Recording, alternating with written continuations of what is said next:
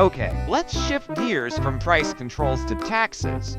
Unlike direct controls, taxes change the market equilibrium indirectly by shifting either the supply or demand curve. A tax can be placed on sellers or buyers, but here's the surprising part. It doesn't really matter who writes the check to the government. The economic result is almost identical. A tax on sellers acts like an increase in their production costs, shifting the supply curve to the left. A tax on buyers makes them willing to pay less for any given quantity, shifting the demand curve to the left.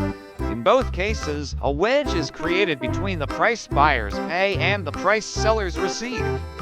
So, who actually bears the burden of the tax? The answer lies in elasticity, the side of the market that is less elastic, meaning less responsive to price changes, bears more of the burden.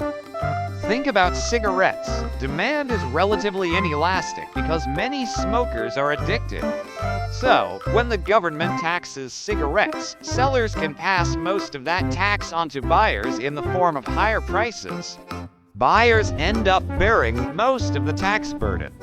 The same principle applies to payroll taxes. Even if the law splits the tax 50-50 between employers and employees, economists find that workers bear most of the burden through lower wages because their labor supply is relatively inelastic. Most people need to work.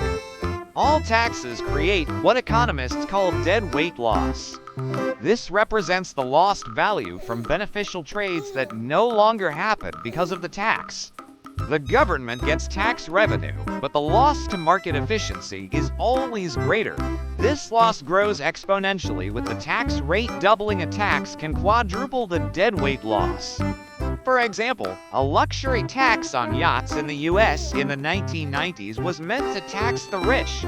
But because luxury goods have very elastic demand, the rich could just choose not to buy a yacht. The main result was a lot of tax revenue, but massive job losses for the middle-class workers who built the boats. The policy was quickly repealed.